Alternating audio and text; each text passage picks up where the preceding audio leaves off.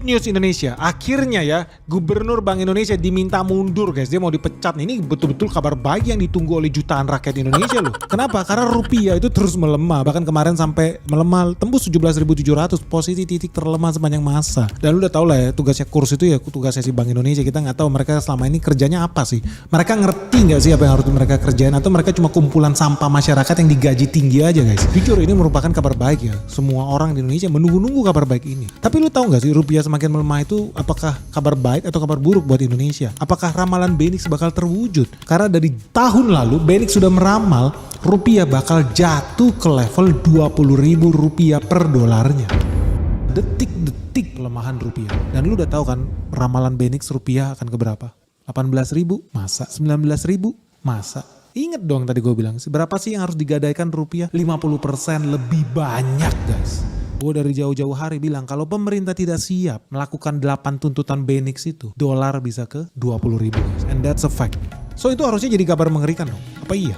Dan lu tau gak, ini bisa jadi peluang buat Indonesia. So lu penasaran gak sih gimana update terbaru Benix soal rupiah ini? Kalau lu penasaran, lu jangan skip video ini. Let's check this out.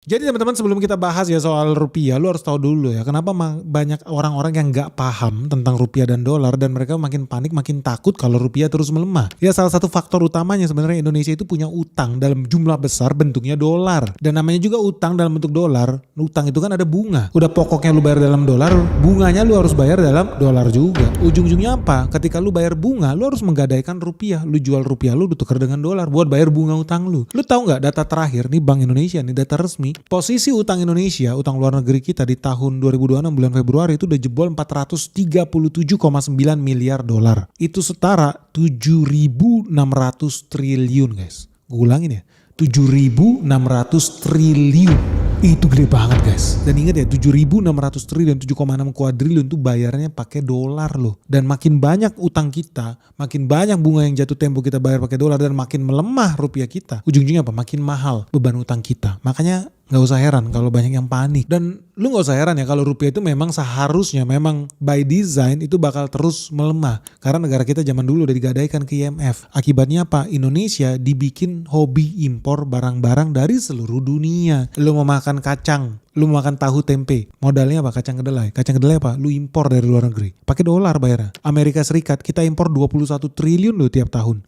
Dari Kanada impor 2,3 triliun tiap tahun buat impor kacang kedelai. Bukan cuma itu, tahu tempe lu masak pakai apa? Gas LPG. Ibu-ibu, mama di rumah tangga asal lu tahu ya, gas LPG yang lu pakai buat masak itu kita impor dari Amerika Serikat. Berapa nilainya? 22 triliun rupiah loh setiap tahun dari Amerika. Belum lagi yang dari Uni Emirat Arab, kita impor 4,3 triliun setiap tahun buat gas LPG yang lu pakai itu. Terus apalagi lu impor gandum. Lu kan suka makan roti biar dibilang keren. Lu seneng makan donat, lu seneng makan mie goreng and mie rebus, itu semua bahan bakunya tepung terigu. Tepung terigu bukan turun dari langit guys. Tepung terigu itu hasil gandum yang ditanam di Australia. Nilainya 15 triliun kita impor dari Australia. Ada juga yang ditanam di Kanada, nilainya 14 triliun. Ini semua kita bayar pakai rupiah loh, yang digadaikan ke dolar. Dalam 1 tahun impor gandum kita itu tembus 60 triliun. Gila guys. Lebih gila lagi, karena hobi rakyat Indonesia adalah memperkaya Singapura, kita apa yang kita lakukan? Kita impor bensin guys, kita impor minyak dari Singapura, 1 tahun bisa 200 triliun. Dari Malaysia kita impor minyak juga, nilainya 81 triliun. Gila Indonesia ini. Raja Arab udah kaya banget, tapi kita tetap impor minyak biar dia tambah kaya, nilainya 50 triliun rupiah setiap tahun. Dan lu tahu itu semua kita impor pakai apa? Itu pakai rupiah yang dijual ke dolar. Rupiah digadaikan, datang dolar. Dolarnya dipakai buat impor bensin lu, impor gandum lu, terigu lu, kacang kedelai lu, tempe, tahu, bacem lu itu. Bayarnya pakai dolar bro, rupiah yang digadaikan. Belum lagi kita obrolin soal impor susu, impor daging sapi. Kita impor dari Selandia Baru, Australia. Gila Indonesia ini betul-betul dibodoh-bodohin. Karena apa? Negara kita sudah digadaikan ke IMF, ke luar negeri. Tentu tentunya ya karena presiden pengkhianat bangsa itu yang lu bilang sebagai pahlawan, padahal prestasinya dia apa? Jual negara kita ke IMF, jual wilayah kita ke Australia. That's the fact guys. Wajar aja kemudian rupiah menjadi menguat. Kenapa? Oh dia presiden yang hebat sekali, rupiah menguat sangat drastis di era dia. Iya, supaya apa? Petani kita mati, lebih murah impor barang. Karena rupiah lu jadi lebih powerful. So buat apa lagi nanam beras, buat apa lagi nanam kedelai, buat apa lagi nanam gandum, impor aja. Rupiah lu udah dibikin menguat supaya petani kita mati guys. Hari ini kita swasembada pangan, apa yang terjadi? Mereka marah-marah. Kita tidak impor lagi, mereka marah-marah. Indonesia sebentar lagi tidak lagi menjadi budak dolar. Karena semua bahan makanan itu kita impor pakai dolar. Dari sini lu udah tahu bahaya. Karena kalau makin banyak penduduk Indonesia yang hobinya kawin dan punya anak ini, makin banyak penduduk kita, makin tambah tahun, makin jadi budak lah kita. Karena semua makanan lu kita impor pakai dolar guys. Ngeri gak? Makanya lu gak usah heran. Harusnya begitu melemah rupiah, kita itu harusnya senang mendukung ada program apa swasembada pangan, ada program apa swasembada energi. Kita harusnya happy supaya kita bisa merdeka dari jebakan mafia-mafia impor itu loh. Tapi anehnya ya justru makin banyak influencer-influencer yang apa? Memerintahkan followernya buat beli dolar. Kan lu pengkhianat bangsa lu memang lu brengsek lu. Ujung-ujungnya apa? Suruh cari cuan. Rupiah tambah lemah, lebih baik jadi pengkhianat bangsa. Makanya mereka berlomba-lomba terima duit George Soros, dibayar pakai dolar. Seneng lu ya. Sampai-sampai ya Bank Indonesia itu bikin peraturan baru buat membatasi pembelian dolar. Tadinya lu masih bisa belanja dolar 50 ribu dolar per bulan. Sekarang bakal dibatasin tuh jadi 25 dolar maksimal per bulan. Ini harus hati-hati juga loh. Ini bisa jadi jebakan Batman. Nanti gue bakal bahas spesifik soal ini. Ini bisa jadi buah simalakama by the way buat pemerintah. Anyway, gue mau bahas dulu nih. Kenapa sebetulnya kita nggak harus ketakutan, nggak harus panik. Justru kita harus bisa memanfaatkan momentum ini untuk kebangkitan Indonesia. Kenapa? Karena sebetulnya ada berbagai cara loh supaya Indonesia itu bisa makin powerful di dunia ini dan bisa dapat keuntungan dari penguatan US dollar. Caranya gimana guys? Simple. Kalau lu pengen rupiah tambah menguat, artinya Indonesia itu harus memproduksi barang-barang ekspor lebih banyak lagi. Barang dan jasa ekspor harus didukung. Contoh, kita udah berhasil ekspor sawit ke India, ke Cina. Nilainya berapa? Ratusan triliun guys setiap tahunnya. Batu bara kita ekspor ke India, Cina, Jepang, Malaysia. Nilainya berapa? Lebih dari 300 triliun guys setiap tahunnya. Kita ekspor besi baja ke Cina, Taiwan, Australia. Nilainya berapa? Ratusan triliun guys setiap tahunnya. Belum lagi ekspor nikel guys. Jadi di sini gue mau bilang ya, ini bisa jadi momentum buat pemerintah mendorong industri-industri berbasis ekspor. Karena mereka semua ekspor ini mendatangkan devisa dalam bentuk dolar. Artinya ini peluang buat pemerintah mendorong produktivitasnya. Jadi jangan dihalangin orang mau nanam sawit, jangan dipersulit orang mau buka tambang. Justru kabar baik bisa mendatangkan devisa buat kita. Semua industri yang berbasis ekspor harus sekarang kita gerak cepat dukung mereka. Permudah perizinannya, permurah kredit banknya. Jadi kalau bisnis lu ekspor, lu mendatangkan dolar ke Indonesia, bunganya cuma 2%. Simple, supaya makin banyak dolar yang masuk ke Indonesia guys. Jangan dipersulit. Ini penting makanya teman-teman paham makroekonomi. Dan penting ya, kenapa gue bilang berulang kali. Penguatan dolar ya harus kita manfaatkan. Kita eksploitasi bahkan. Supaya kita tambah kaya raya. Harus. Nah di sisi lain yang kedua apa?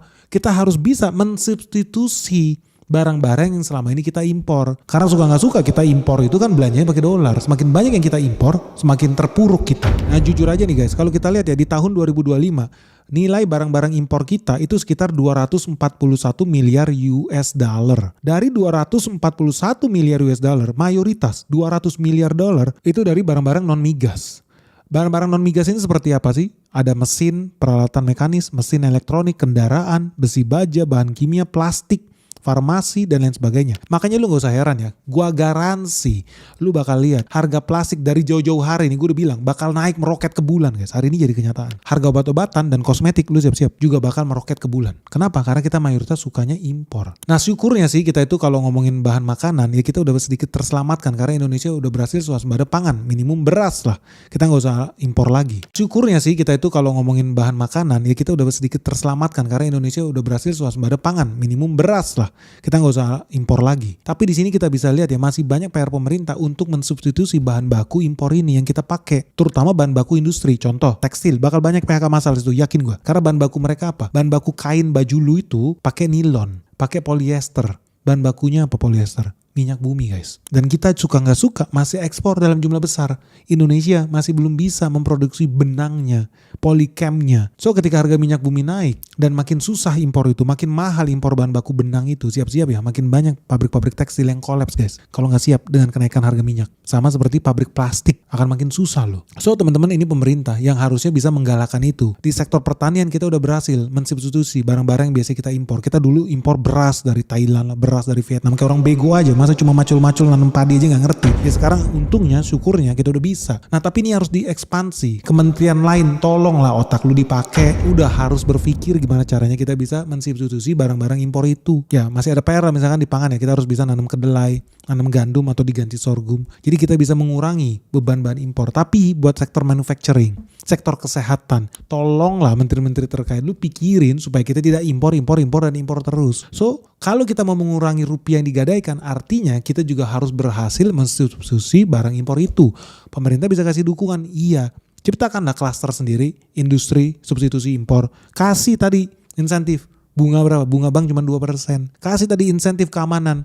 Gak bisa lu dipalak kalau buka bisnis berbasis substitusi impor. Keamanan apa? Kalau ada ormas, LSM, tukang palak, berseragam, gak berseragam, dibasmi sama pemerintah, dijagain di situ.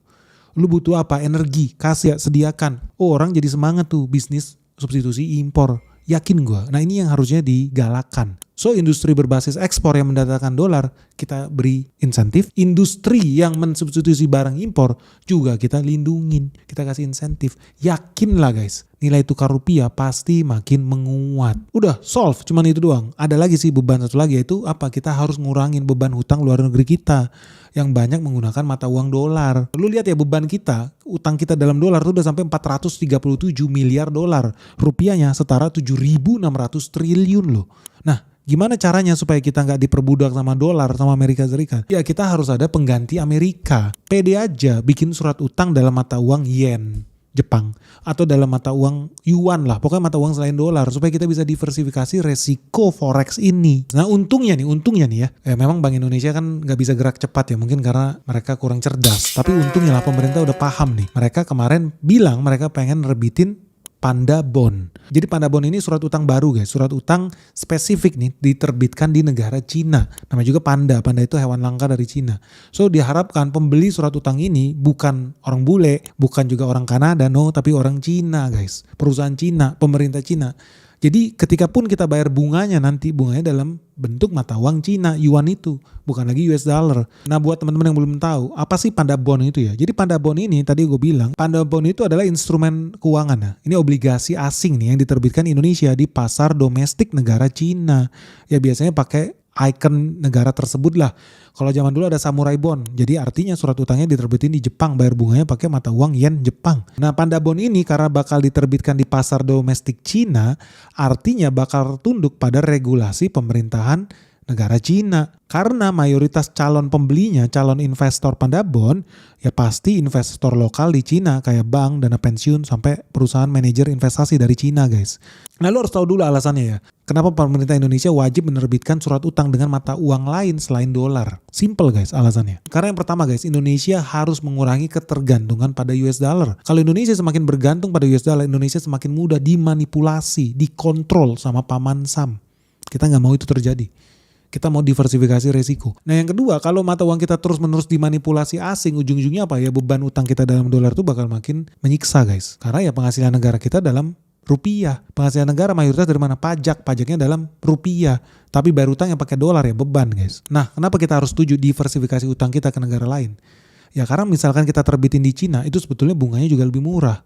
Ya lu tahu aja Panda Bond ini nanti kalau terbit di Cina, bunganya itu cuma sekitar 2,3% guys. Jauh lebih murah dibandingkan kita jadi anjing IMF. Kalau ngutang ke World Bank atau ke IMF, bunganya sekitar 8%. Makanya cuan gede tuh anjing peliharaan CIA itu, agen-agen CIA jual negara kita. Lu dipaksa bayar bunga tinggi ke IMF 8%. Padahal lu kalau ngutang ke Cina bunganya cuma 2,3% guys. Gila ya selisihnya. Cuan banget lu ya kalau jadi sales kreditnya IMF ya. Udah ngerti lah lu maksudnya. Tapi dari sini lu harus tahu ya gimana sih cara kerjanya Panda Bond guys. Lu harus paham dulu. Karena tadi gue udah bilang ya, Panda Bond ini bakal diterbitkan di negara Cina. Artinya harus ikut undang-undang yang ada di negara regulator Cina sendiri. Izinnya juga izin regulator Cina. So artinya ketika kita terbitin di sana obligasi surat utang ini karena di pasar domestik Cina pakai yuan bakal diterbitin dalam mata uang yuan dan pembelinya ya pasti investor-investor Cina lah yang beli obligasi pemerintah kita. Nah duitnya mau dipakai apa? Nah ini yang penting. Duitnya bisa dipakai buat pembiayaan proyek-proyek strategik negara dan yang penting bisa mendiversifikasi utang kita supaya kita tidak jadi budaknya Amerika Serikat dan ujung-ujungnya ya bisa meningkatkan cadangan devisa Indonesia juga karena sekarang kita udah banyak juga local settlement sama Cina. Jadi kita impor pakai yuan, ini bisa jadi cadangan kita juga. Dan ujung-ujungnya ya, karena kita nggak lagi bergantung pada satu mata uang dolar itu, ya Pandabon itu bisa membantu menjaga stabilitas ekonomi kita dan bisa membantu menguatkan nilai rupiah guys. Karena kita udah berhasil mendiversifikasi sumber pembiayaan kita. Tadinya bergantung di Amerika Serikat, sekarang kita lebih go internasional lah, go global guys. Dan syukurnya ya karena negara Cina juga penduduknya miliaran guys, kita dapat akses lah ke pasar obligasi Cina yang kuenya sangat-sangat besar nih. Nah ujung-ujungnya sih harapannya juga ya ini juga bisa memperkuat hubungan ekonomi antara Indonesia dengan Cina guys. Dan untungnya pemerintah gerak cukup cepat lah kali ini ya. Karena Pandabon itu rencananya bakal diterbitkan di bulan Juni 2026. Tapi anehnya ya dengan segala kelebihan itu, udah kita berhasil diversifikasi US dollar, Indonesia dapat bunga lebih murah karena terbitin di Cina. Anehnya masih banyak ekonom-ekonom pengkhianat bangsa nih yang nyinyir soal Pandabon ini. Mereka tentu pengennya Indonesia jadi budak dolar guys. Karena komentarnya betul-betul aneh. Karena kalau lu lihat ya alasan ekonom-ekonom influencer cap kaki lima anjing peliharaan Amerika Serikat ini aneh-aneh banget guys. Masa dia bilang wah bahaya kalau terbitin Pandabon karena bunganya lebih murah, nanti jadi bisa diintervensi sama pemerintah Cina. Gila lu kira emang ini mau jualan harga diri? Kagak bro, ini mau dapetin bunga dengan yang jauh lebih murah, pembiayaan yang jauh lebih efisien. Kok aneh masih ada orang yang nyinyir? Bener-bener bingung gua. Bahkan sampai lebih gila lagi loh, ada ekonom dari salah satu bank swasta di Indonesia yang bilang kalau Indonesia sampai berani ngutang ke Cina artinya Indonesia sudah digadaikan ke Cina. Lalu gila. Lalu kira berarti kemarin kalau ngutang ke Amerika Serikat Indonesia digadaikan ke Amerika Serikat. Atau kemarin ada yang sempat ngutang ke Jerman atau ngutang ke Jepang, berarti Indonesia digadaikan ke situ.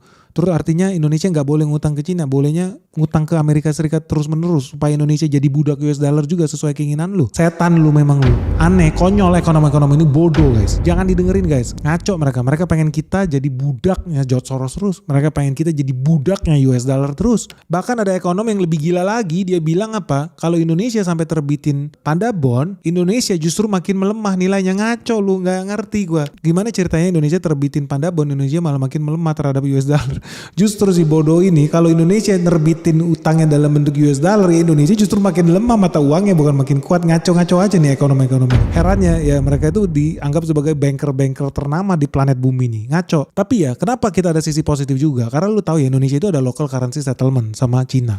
Kalau kita punya cadangan yuan yang besar artinya kalau Indonesia ada transaksi dagang ekspor impor sama Cina kita punya ketersediaan yang cukup. Yuan yang cukup. Dan Indonesia juga udah punya transaksi QRIS nih, kerjasama bilateral dengan Cina dan Indonesia antar kedua negara. Artinya makin banyak program dedolarisasi. Walaupun jujur ya di fakta di lapangan memang gue lihat ada sebagian pengusaha ekspor impor yang pakai yuan ada.